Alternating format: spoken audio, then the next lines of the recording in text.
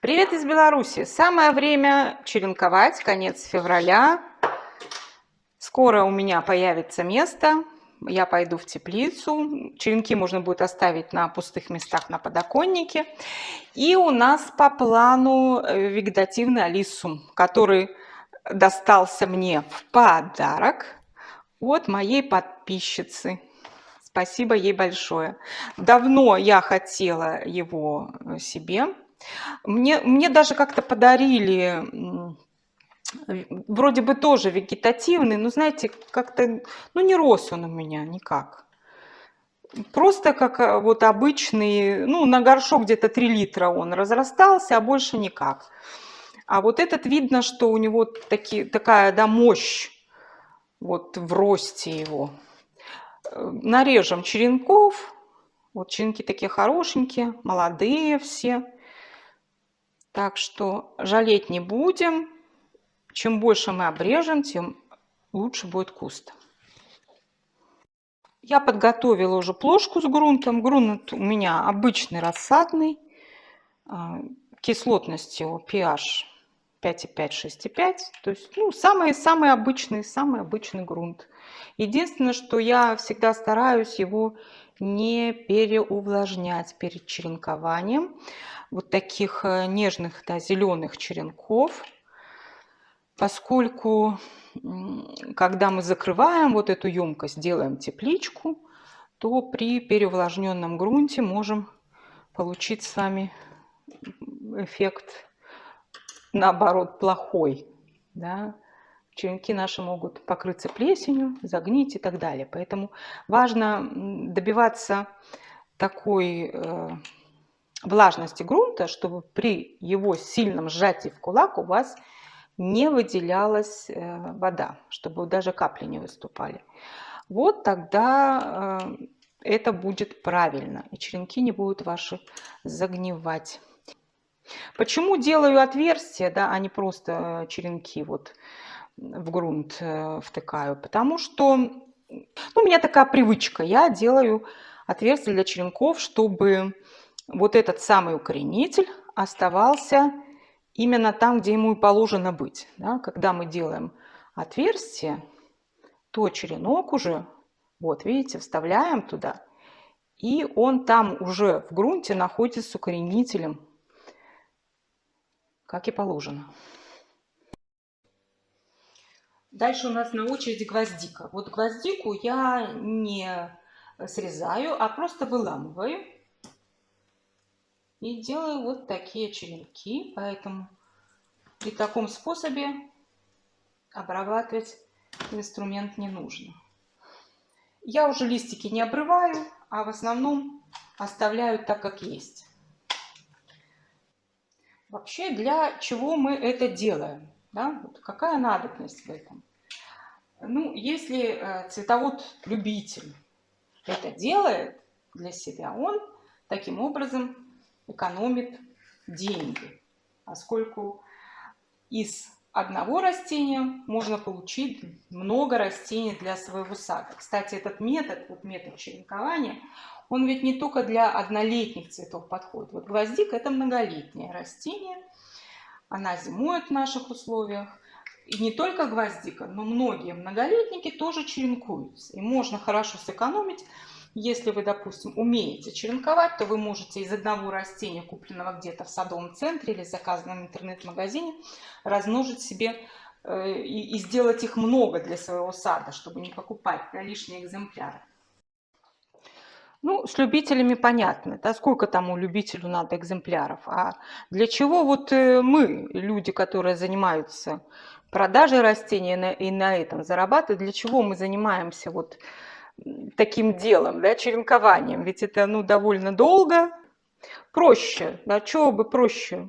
Купил черенки готовые сразу, высадил их, все, и расти себе. Да, во многих странах так и делают, потому что там есть жесткое разделение труда. Одни выращивают черенки, другие их доращивают, а третьи продают. У нас, к сожалению, этот процесс выглядит по-другому. У нас нет таких практически фирм, да, которые бы занимались именно выращиванием и продажей черенка, потому что это дело такое наукоемкое. Как-то у меня был ролик на эту тему про еврочеренок. Мы этот еврочеренок действительно получаем из Европы. Вот я лично получаю их из Польши и стараюсь получить как можно раньше. Вот у меня это уже не первая партия черенков. Первая у меня уже сидит в кассетах, рассажена. Так вот, для чего мы это делаем? Поскольку мы получаем эти черенки, и они идут долгую дорогу, то кроме своей цены, да, которая написана, они еще включают и издержки по логистике все. А вы знаете, что сейчас у нас довольно приличные очереди на границе, а растения были заранее собраны, завернуты на таких специальных тележках, да, завернуты в пленку. И естественно, что получается какой-то, ну, так скажем, процент потерь. Вообще с живыми растениями это неизбежно, ну а с такими нежными черенками это как бы обязательно. Речь идет о проценте, да, потери этих. Поэтому и потери, и логистика – это все включено в стоимость. И черенки стали намного дороже, чем были раньше для нас. И, допустим, если я купила такой евро-черенок за $1, а горшок от него 3-литровый я могу продать, ну, допустим, за $5, вложив туда 2 месяца труда своего, ну и, конечно, освещение, отопление теплицы, обработки, удобрения, это ведь тоже никто не отменяет, то получается, что прибыль наша не такая уж и большая, и приходится придумывать другой способ какой-то, чтобы эту прибыль увеличить. Мы не можем бесконечно увеличивать цены на свою продукцию, поэтому мы делаем дополнительную продукцию. Снимаем вот такие черенки с вегетативной петунии и потом делаем еще один вид продукции. Я, допустим, делаю вот такую вегетативную петунию в горшочках на 500 мл, цветущую, и продаю. Для тех, для кого дорого купить большой цветущий горшок, кашпо, да, готовое, те могут купить себе несколько, допустим, небольших таких растений. Это дешевле получается. Вот, то есть хорошо вообще для продаж, когда вы имеете продукцию в нескольких вариантах. У меня, допустим, вот 2 варианта такой продукции.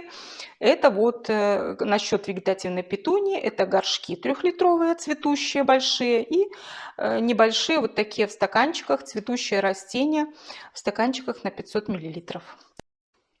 Еще такое интересное растение у меня есть. Я его уже сохраняю несколько лет вот, в виде маточников, чтобы оно перезимовало. Это гелихризум черешковый. Это растение не цветущее, но очень эффектное. Вырастает за сезон большим, в диаметре достигать может более метра. Очень хорошо подходит оно как контейнерное растение и отлично себя чувствует в открытом грунте. Переносит даже небольшие заморозки, устойчиво к засухе. Как видите, у меня они практически, ну, такие пересохшие, держу их в черном теле. Вот даже листья подсыхают, ну ничего. Вот беру верхушечные черенки. Они есть разных видов.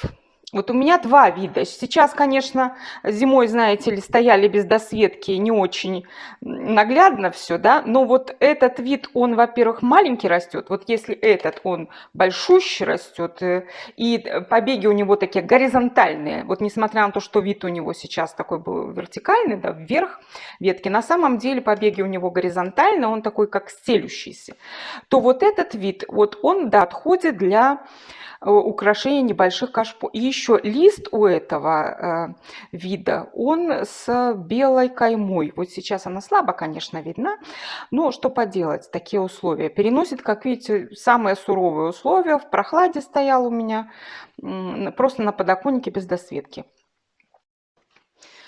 как и все черенки, елихризум накрывается крышечкой плотно, да, ну, конечно, с проветриванием. Я вообще стараюсь подойти хотя бы раз в 2 дня, открыть крышку, проветрить, чтобы там поменялся воздух. А так просто поставлю на подоконник и буду ждать укоренения. У меня на сегодня есть еще одна работа, это починковать традисканцию. У меня есть вот такая новенькая, у нее, как видите, такие очень яркие листочки. Есть вот такая полосатенькая тоже, но она растет довольно медленно, хотя, конечно, красивая и нарядная. Есть и простая традисканция. Ну, чтобы инструмент не обрабатывать, я ее вот так нарву и посажу. Поскольку плошки свои я не поливаю, а грунт умеренно влажный, то, чтобы черенок хорошо плотно сидел в нем, я его обжимаю. Вот каждый, который сажаю, стараюсь его обжать там в земле, чтобы он сидел именно плотно. Ну вот такая у меня на сегодня еще работа осталась. Так что присоединяйтесь, давайте уже черенковать. Пора, конец февраля, начало весны. Но у меня на сегодня все, пора прощаться. До свидания, надеюсь, до скорого.